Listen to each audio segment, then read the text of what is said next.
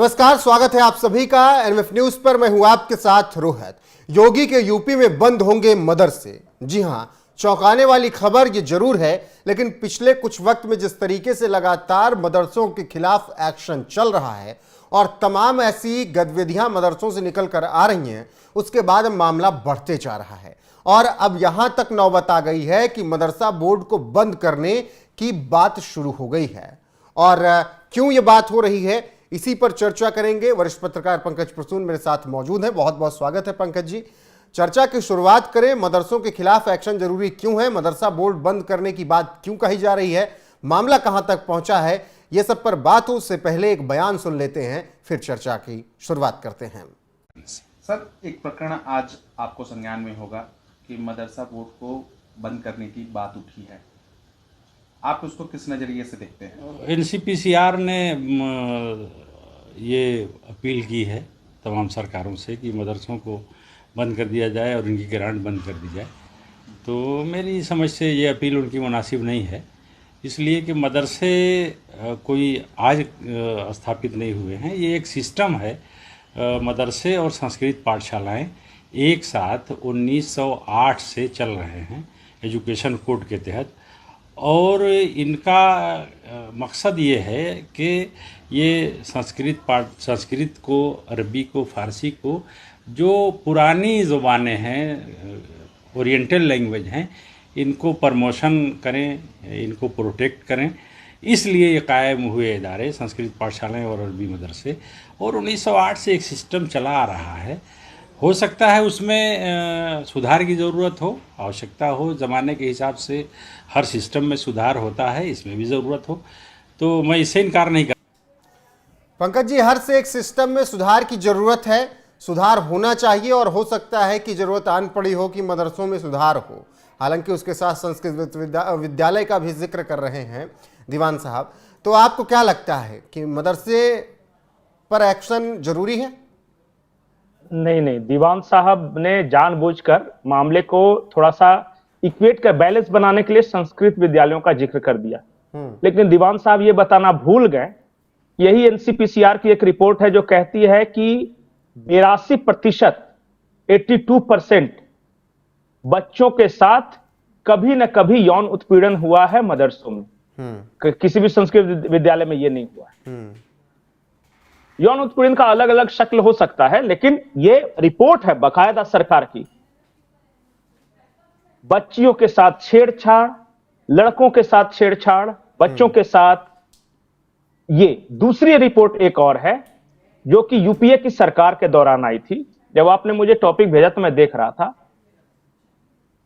आसाम में राज्य का नाम ले रहा हूं क्योंकि सरकारी रिपोर्ट में उसी राज्य का दर्ज है। आसाम में 62% मदरसों से निकलने वाले बच्चे कहीं ना कहीं किसी कट्टरपंथी संगठन से जुड़ाव रखते हैं।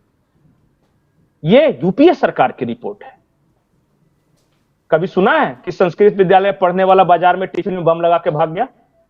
कभी सुना है कि ट्रेन में, चलती ट्रेन में पथराव कर रहा है वो? सुना? ये कभी नहीं सुनेंगे। लेकिन मदरसों में पढ़ने वालों के बारे में सुना भी है, लोगों ने देखा भी है, और दस्तावेज भी मौजूद है और उदाहरण भी मौजूद है। बिल्कुल। अभी हाल फिलहाल में एक मामला उत्तर प्रदेश से पंकज जी ऐसा ही आया था, जब प्रयागराज में मदरसे में नकली नोट छापे जा रहे थे। आरएसएस दुनिया का सबसे बड़ा आतंकी संगठन है, ऐसा किताब वहां पर पाई गई, और कुंभ मेले को टारगेट करने की कोशिश की गई थी। इतना ही नहीं, बिहार के जो सीमांचल एरिया है, वहां के मदरसों का जब सिलेबस निकाला गया तो पता है वो बच्चों को क्या पढ़ा रहे थे? पाकिस्तान के जो कट्टरपंथी संगठन, जो लश्कर ए लब्बैक है, उसकी जो आइडियोलॉजी है, यहां बिहार में वो बच्चों को पढ़ा रहे थे। ये है मदरसों के, वहां छापेमारी में मिला है। और पता है हिंदुस्तान के इतिहास के बारे में क्या पढ़ा रहे थे?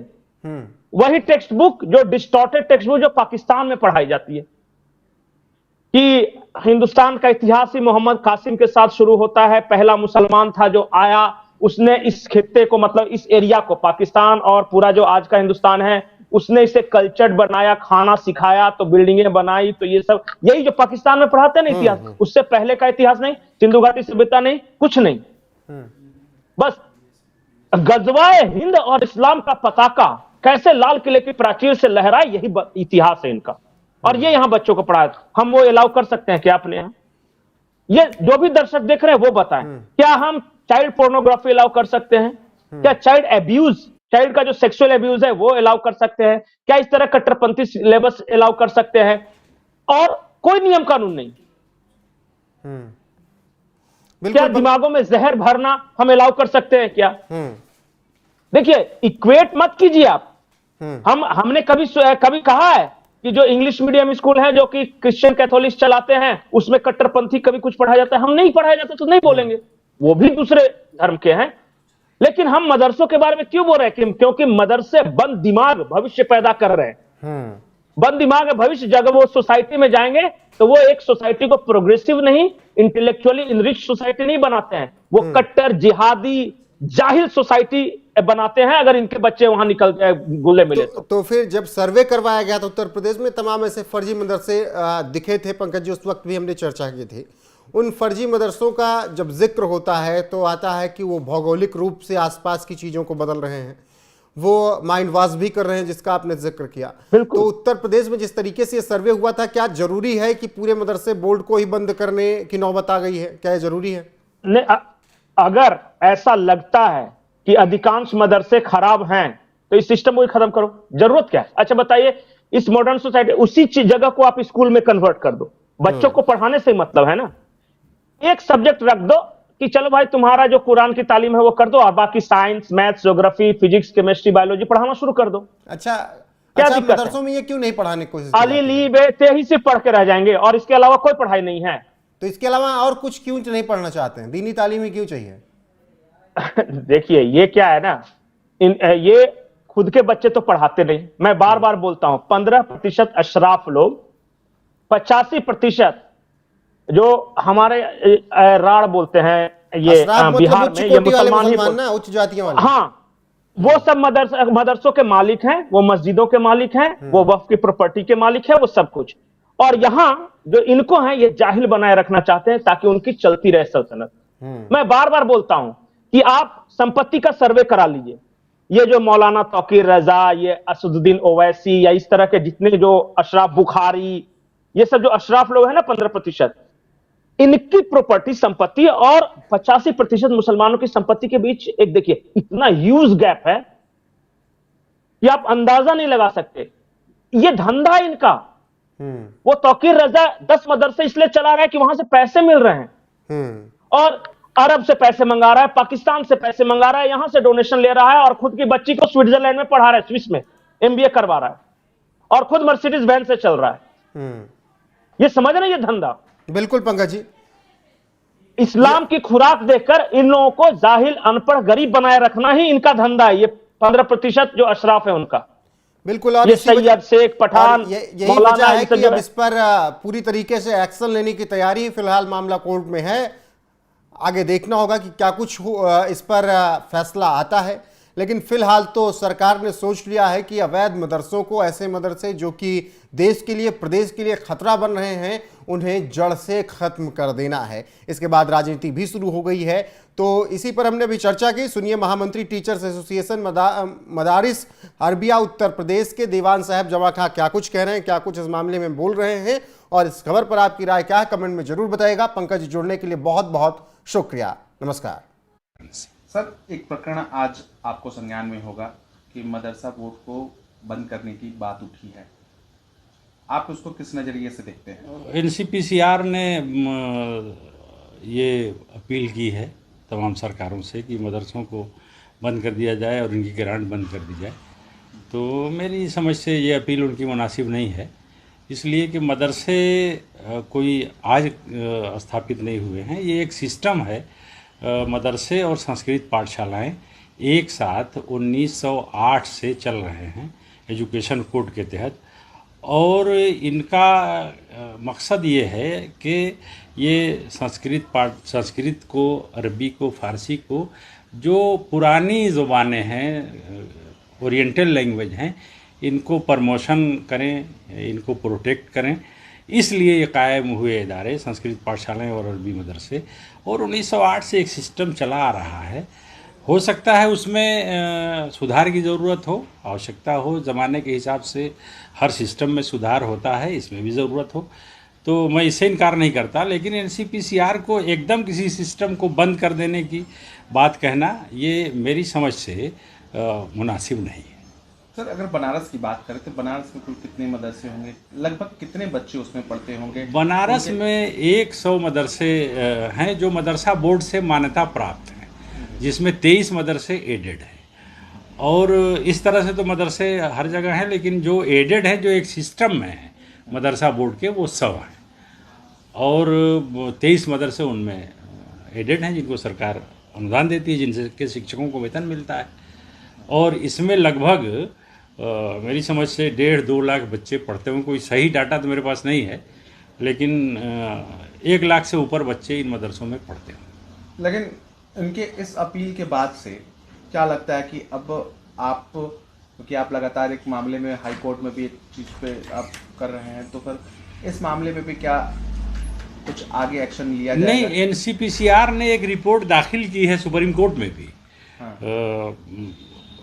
हाई कोर्ट में भी एनसीपीसीआर पार्टी बना था, और सुप्रीम कोर्ट में भी इन्होंने, ये पार्टी हैं, जो मामला चल रहा है सुप्रीम कोर्ट में। तो मेरी समझ से सुप्रीम कोर्ट में अगर मामला है तो इस मामले के विचाराधीन रहते हुए इस तरह की अपील नहीं करनी चाहिए थी। अब मैं बात करूंगा अपने वकीलों से सुप्रीम कोर्ट के कि क्या इस तरह की अपील सुप्रीम कोर्ट की अवमानना की श्रेणी में आता है, नहीं आता है, इस पर भी बात होगी। लेकिन इस तरह की अपील नहीं करनी चाहिए, इसलिए कि सुप्रीम कोर्ट के सामने पूरा मामला है। संस्कृत पाठशालाओं का पूरा सिस्टम, अरबी मदरसों का पूरा सिस्टम, पूरा पाठ्यक्रम, बच्चों का भविष्य, जो 17 लाख बच्चे हैं अरबी मदरसों में पढ़ रहे हैं, उनका भविष्य, सिस्टम को किस तरह से सही किया जा सकता है, क्या इसमें आवश्यकता है सुधार की, ये सारी चीज़ें सुप्रीम कोर्ट के विचाराधीन है। सुप्रीम कोर्ट इसमें विचार कर रहा है, और मैं ये समझता हूँ कि सुप्रीम कोर्ट जो स्टे देते वक्त सुप्रीम कोर्ट ने कहा था कि किसी सिस्टम को क्लैप्स कर देना ठीक नहीं है, बल्कि उसमें सुधार की आवश्यकता तलाश करनी चाहिए। सुधार कैसे किया जाए कि वो सिस्टम न सिर्फ मुसलमानों के लिए बल्कि अन्य लोगों के लिए भी वो सिस्टम का काम करे, कारामद हो। और आपको मैं बताऊं कि 20% बच्चे गैर मुस्लिम पढ़ते हैं मदरसों में। पूरे उत्तर प्रदेश में लगभग 2 से 2.5 लाख बच्चे गैर मुस्लिम पढ़ते हैं। हमने हलफनामा दाखिल किया है हाई कोर्ट में, सुप्रीम कोर्ट में। और लगभग 5% गैर मुस्लिम टीचर भी हैं मदरसों में। ऐसा नहीं है कि सिर्फ एक कौम को, एक समुदाय को पैसा देने की या ग्रांट देने की बात है। तो एनसीपीसीआर एक संवैधानिक संस्था है, और उसको ज़रा दिल खोल करके हमारे पूरे सिस्टम का जायज़ा लेना चाहिए, देखना चाहिए कि इसको और कैसे कारामद बनाया जा सकता है। और हमारे यहाँ इसलिए लोग आते हैं कि हम फ्री एजुकेशन देते हैं।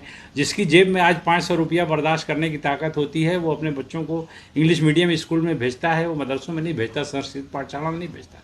चूँकि यहाँ पढ़ाई फ्री होती है, और वही हम दर्जा 8 तक पढ़ाते हैं जो बेसिक स्कूलों में पढ़ाया जाता है। पूरा पाठ्यक्रम वही है, और ऊपर भी हम इंग्लिश और हिंदी पढ़ाते हैं 9-10 में।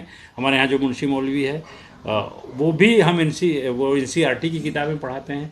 तो हम, हाँ ये सही है कि हम मैथ और साइंस नहीं पढ़ाते, इसलिए कि सरकार ने अभी उसका पाठ्यक्रम नहीं बनाया और उसके लिए शिक्षक नहीं दिए गए।